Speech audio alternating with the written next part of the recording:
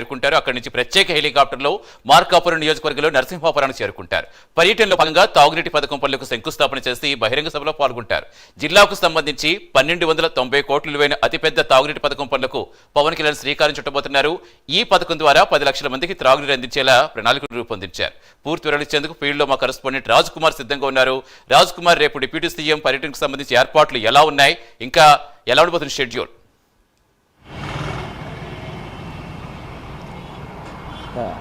ముఖ్యంగా సతీష్, ఏదైతే ఆంధ్రప్రదేశ్ రాష్ట్ర ఉప ముఖ్యమంత్రి డిప్యూటీ సీఎం పవన్ కళ్యాణ్ రేపు మార్కాపురం నియోజకవర్గం పర్యటించబోతా ఉన్నారు. మార్కాపురం నియోజకవర్గానికి సంబంధించి నరసింహపాలెం అనే ఒక గ్రామంలో పవన్ కళ్యాణ్ దాదాపుగా 1290 కోట్ల రూపాయల పెట్టుబడులకు సంబంధించి ఇప్పటికే శంకుస్థాపన చేయబోతున్నారు. ఇదైతే తాగునీటి పథకం అంటే జలజీవన్ మిషన్కి సంబంధించి ఉన్నటువంటి ఒక అతిపెద్ద స్కీమ్లో భాగంగా ఆ స్కీమ్కి సంబంధించి ఉన్నటువంటి అన్నిటి విషయాల్లో కూడా రేపు డిప్యూటీ సీఎం పవన్ కళ్యాణ్ వాటన్నిటికీ కూడా శంకుస్థాపన చేయబోతా ఉన్నారు.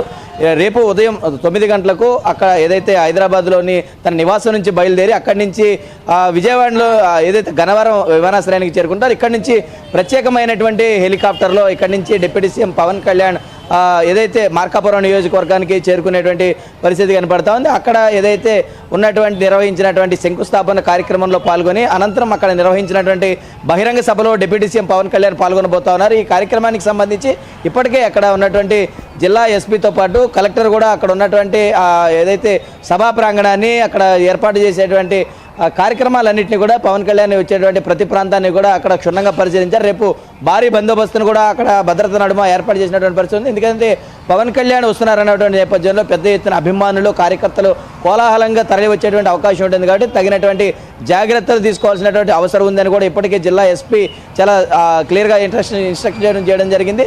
సభకు దాదాపుగా పెద్ద ఎత్తున ప్రజలందరూ కూడా దాదాపు ఈ పథకం ద్వారా 10 లక్షల మందికి తాగునీరు అందించేటువంటి ఒక గొప్ప కార్యక్రమం రేపు ప్రారంభం కాబోతోంది. పవన్ కళ్యాణ్కి సంబంధించి ఇప్పటికే ఆ షెడ్యూల్లో భాగంగా రాష్ట్ర వ్యాప్తంగా పవన్ కళ్యాణ్ ఎక్కడ పర్యటించాలన్నా కూడా ముందుగానే అక్కడికి ఆ టీం అందరూ వెళ్ళి ముందుగానే అక్కడ ఉన్నటువంటి పరిస్థితులన్నింటి కూడా చెక్ చేసుకుని పవన్ కళ్యాణ్ పూర్తి స్థాయిలో అక్కడ మద్దతు తెలిపేటువంటి అవకాశం కూడా ఉంటుంది. కాబట్టి రాష్ట్ర వ్యాప్తంగా ఉన్నటువంటి అన్ని చోట్ల నుంచి కూడా కార్యకర్తలు ఎక్కడికి వెళ్ళినా సరే తరలి వస్తారు. కాబట్టి వాటికి ముందస్తుగానే భద్రతా ఏర్పాట్లన్నీ కూడా పెద్ద ఎత్తున చేసినటువంటి పరిస్థితి ఉంది. ఇప్పటికే పవన్ కళ్యాణ్ బాధ్యతలు తీసుకున్నటువంటి తర్వాత రాష్ట్ర వ్యాప్తంగా తీసుకుంటున్నటువంటి అన్ని నిర్ణయాలు అంటే పవన్ కళ్యాణ్ ఎక్కడ పర్యటించినా కూడా పెద్ద ఎత్తున ప్రజలందరూ కూడా తరలి వస్తున్నారు. అంటే ఇప్పటికే పవన్ కళ్యాణ్ గతంలో పోరాట యాత్ర సమయంలో కావచ్చు, వారాహయాత్ర సమయంలో కావచ్చు, రాష్ట్ర వ్యాప్తంగా అనేక చోట్ల పవన్ కళ్యాణ్ పర్యటించినటువంటి సమయంలో అనేక మంది ప్రజలు అనేక రకాల సమస్యలతో పవన్ కళ్యాణ్ను కలిసినటువంటి పరిస్థితి ఉంది. ఈ క్రమంలో పవన్ కళ్యాణ్ వారందరికీ కూడా ఒక భరోసాని, ధైర్యాన్ని నింపారు. ఎందుకంటే ఇప్పుడు ఇదే పథకం కనుక తీసుకుంటే దాదాపుగా ఈ పథకం ద్వారా పవన్ కళ్యాణ్ దాదాపు 10 లక్షల మందికి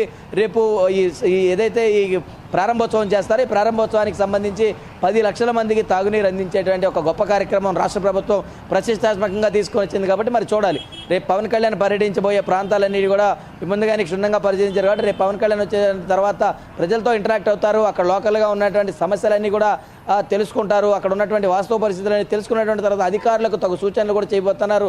త్వరలో ఇంకా కూడా రాష్ట్ర వ్యాప్తంగా పవన్ కళ్యాణ్ పర్యటనలు ఉండబోతా ఉన్నాయి. ఎందుకంటే ముఖ్యంగానే ఇక్కడ అనేక రకాలైనటువంటి సమస్యలతో పవన్ కళ్యాణ్ తీసుకున్నటువంటి 5 శాఖలు కూడా చాలా క్రియాశీలకమైనటువంటి శాఖలు, ప్రజలతో సత్సంబంధాలు కలిగి ఉండేటువంటి శాఖలు. కాబట్టి ఆ నిర్ణయాలన్నీ కూడా ప్రజలకు అనుగుణంగానే ఉండాలి. తగినటువంటి రీతిలో అక్కడికి వెళ్ళి ప్రజలతో నేరుగా ఇంటరాక్ట్ అయినటువంటి తర్వాతనే అక్కడ ఉన్నటువంటి సమస్యలన్నీ కూడా సొల్యూషన్ తీసుకురావాలనేటువంటి దిశగా పవన్ కళ్యాణ్ నిర్ణయాలు తీసుకున్నారు. కాబట్టి రేపు మార్కాపురం నియోజకవర్గంలో పవన్ కళ్యాణ్ పర్యటించబోతున్నారు. మరి చూడాలి రేపు ఎలాంటి స్వాగతం పలకబోతున్నారు అధికారులు, అదేవిధంగా కార్యకర్తలు అనేది కూడా కొంత వేచి చూడాల్సిన అవసరం ఉంది. Satish. Right, thank you Raj Kumar, thank you.